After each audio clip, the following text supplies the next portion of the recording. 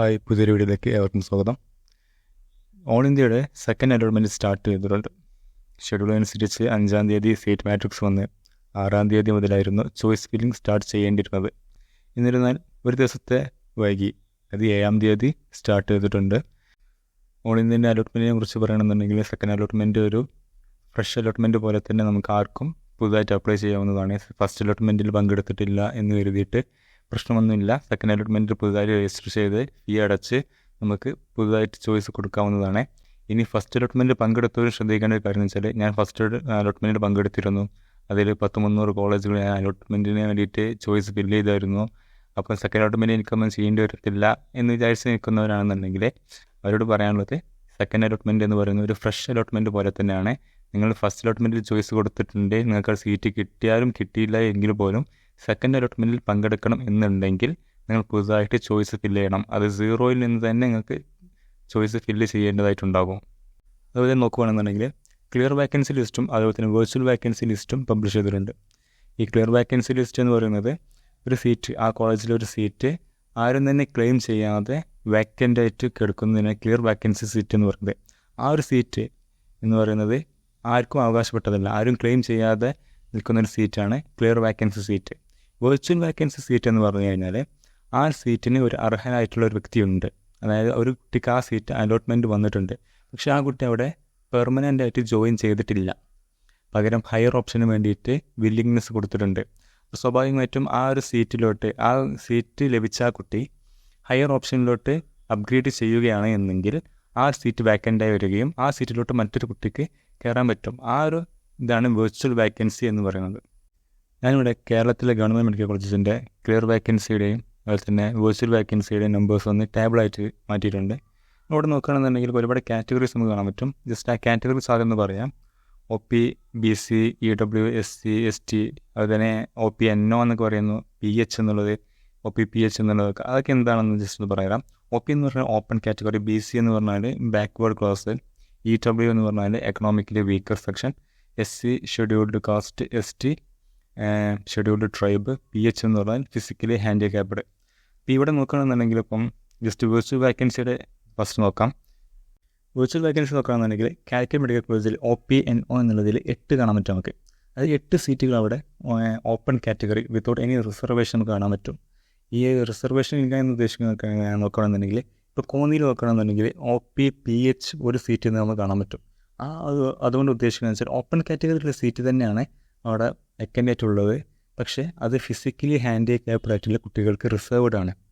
അപ്പം ഈ OPNO എന്ന് പറഞ്ഞാൽ അതുപോലത്തെ റിസർവേഷൻസ് ഒന്നും ഇല്ലാതെ ഓപ്പൺ കാറ്റഗറി ആർക്ക് വേണമെങ്കിലും ആ സീറ്റിന് വേണ്ടി ക്ലെയിം ചെയ്യാവുന്നതാണ്.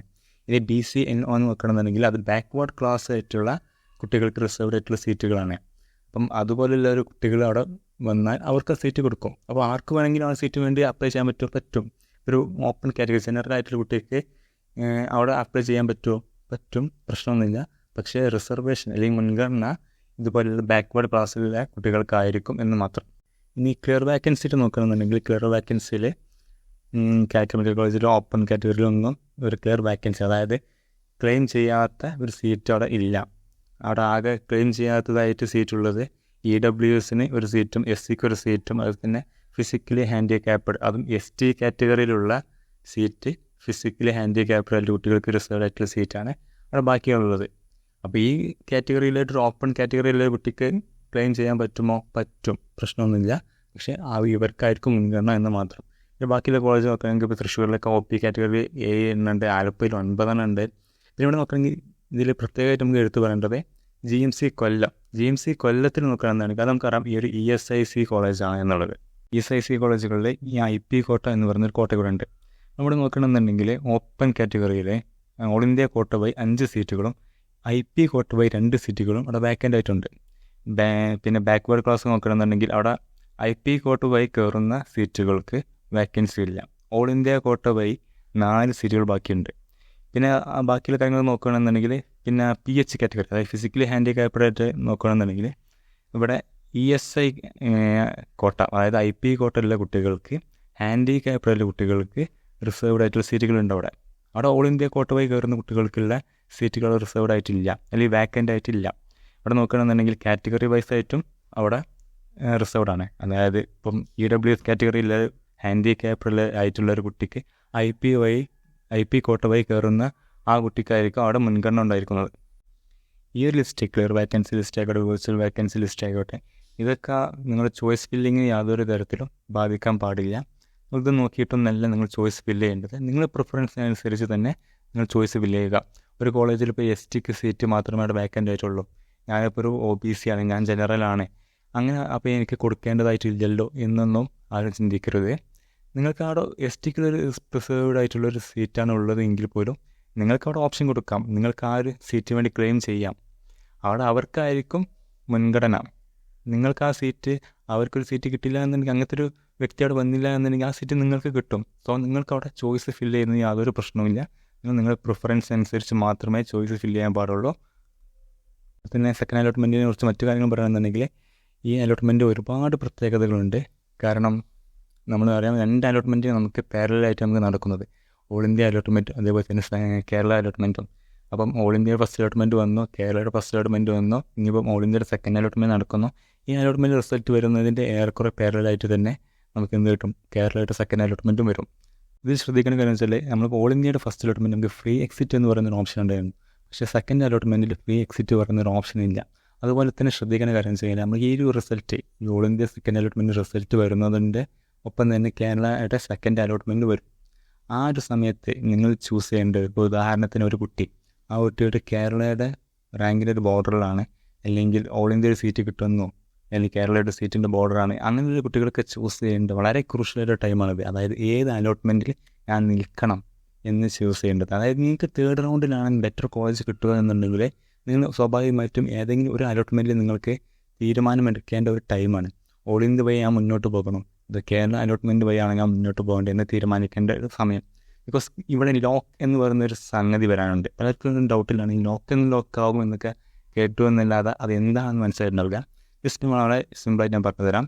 അതായത് നിങ്ങൾ സെക്കൻഡ് അലോട്ട്മെൻറ്റിൽ എവിടെയെങ്കിലും ഒരു സീറ്റ് നിങ്ങൾക്ക് അലോട്ടായി തന്നായി, അത് ഓൾ ഇന്ത്യ അലോട്ട്മെൻറ്റ് ആയിക്കോട്ടെ, കേരള അലോട്ട്മെൻറ്റ് ആയിക്കോട്ടെ, നിങ്ങൾക്ക് എവിടെയെങ്കിലും സീറ്റ് അലോട്ടായി വന്നു കഴിഞ്ഞാൽ, ആ സീറ്റ് നിങ്ങൾ ജോയിൻ ചെയ്ത് കഴിഞ്ഞാൽ, നിങ്ങളിപ്പം ഓൾ ഇന്ത്യ വഴിയാണ് നിങ്ങൾക്ക് സീറ്റ് കിട്ടിയത്, നിങ്ങൾ ആ ഓൾ ഇന്ത്യ വഴി കിട്ടിയ സീറ്റിൽ നിങ്ങൾ ജോയിൻ ചെയ്ത് കഴിഞ്ഞാൽ, നിങ്ങളുടെ കേരള അലോട്ട്മെൻറ്റിൽ നിങ്ങൾ ഔട്ടാകും.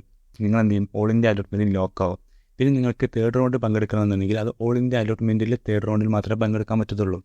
നേരെ മറിച്ച് നിങ്ങൾ കേരളയുടെ സെക്കൻഡ് റൗണ്ടിലെ സീറ്റ് കിട്ടി, ആ സീറ്റാണ് നിങ്ങൾ ജോയിൻ ചെയ്തതെങ്കിൽ നിങ്ങൾ ഓൾ ഇന്ത്യ അലോട്ട്മെൻറ്റിൽ നിന്ന് ഔട്ടാകും. നിങ്ങൾക്ക് പിന്നെ കേരളയുടെ തേർഡ് റൗണ്ടിലോട്ട് പങ്കെടുക്കാൻ പറ്റത്തുള്ളൂ. അപ്പോൾ സ്വാഭാവികമായിട്ട് നിങ്ങൾ ഇപ്പോഴാണ് തീരുമാനിക്കേണ്ടത് നിങ്ങൾക്ക് ഏത് റൗണ്ടിലാണ് നിങ്ങൾക്ക് മുന്നോട്ട് പോകേണ്ടത് എന്നുള്ളത്. അതുതന്നെ എല്ലാവരും വളരെ സൂക്ഷിച്ച് നിങ്ങളുടെ അലോട്ട്മെൻറ്റിലെ ചോയ്സ് ഫില്ല് ചെയ്യുക. നിങ്ങളുടെ പ്രിഫറൻസ് അനുസരിച്ച് മാക്സിമം നമ്പർ ഓഫ് കോളേജസ് കൊടുക്കുക.